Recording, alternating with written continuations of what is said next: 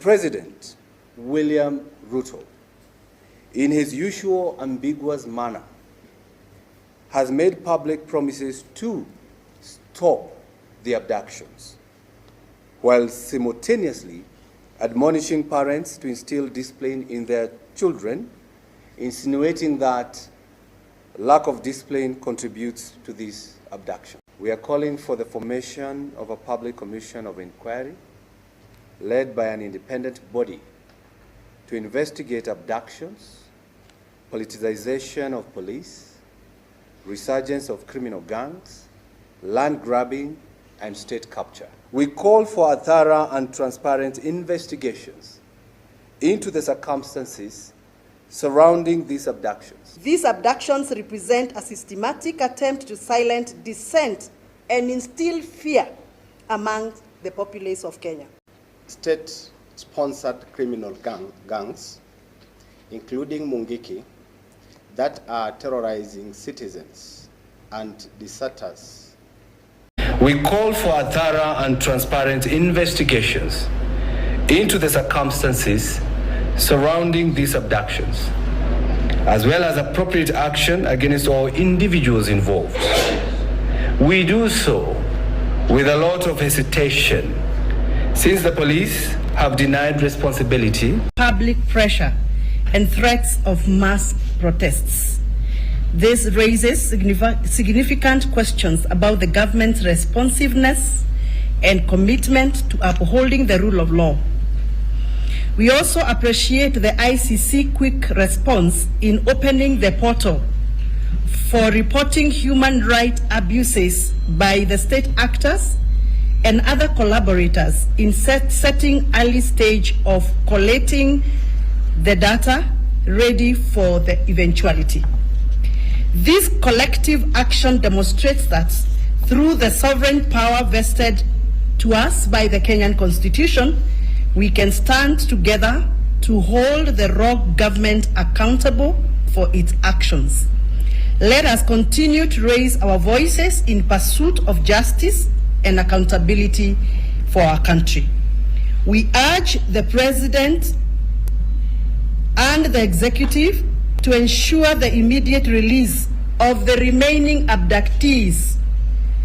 It is particularly troubling that the police have yet to apprehend anyone in connection with the abductions of the Kitengela 3, whose 32 days of torture remain uninvestigated and for which no perpetrators have been held accountable.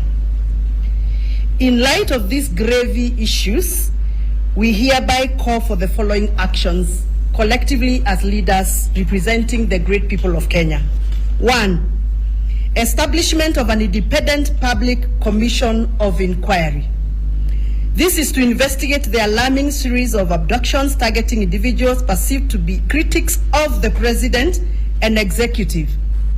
These abductions represent a systematic attempt to silence dissent and instill fear among the populace of Kenya. 2.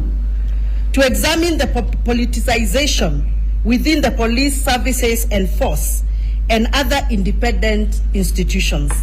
This includes investigating instances where security forces have been forced and used for political gains or to intimidate and persecute dissenting voices. As you're aware, some of us here have been in the arms of the police in the name of investigations for issues not clear.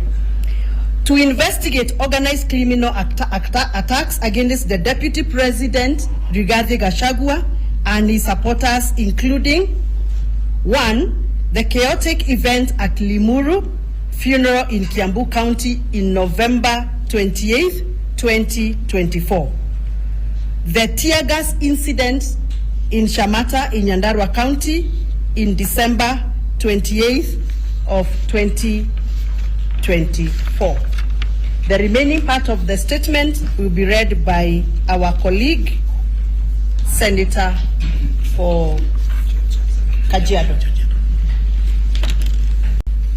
The resurgency of state-sponsored criminal gangs, including Mungiki, that are terrorizing citizens and deserters. These gangs have been creating an atmosphere of fear, lawlessness among ordinary Kenyans and critics of the government. To address issues surrounding state capture, including the awarding of government contracts and affiliates within the government and rampant land grabbing, alongside issues misuse of public resources. These include examining extensive land grabbing currently underway in Ngurunga Farm in Kiambu constituency, Gikumari in Ruiru constituency, Dabibi in Naivasha constituency, Nakuru Memorial Hospital, and many other acts of misuse of public trust, which threatens the integrity of our institutions and welfare of the Kenyan people. Parliamentary actions. We urge both the National Assembly and the Senate, and also all county assemblies across the nation to convene a special session during recess to discuss and conduct inquiries into these abductions and other pressing matters affecting the society. Public safety and accountability. We emphasize the necessity for a comprehensive review of public safety measures and accountability mechanisms within law enforcement agencies to ensure protection for all Kenyans. We, the undersigned legislators, believe that these investigations are essential to uphold the rule of law, protect human rights, restore public trust in our institutions, and safeguard Kenyans' democratic values.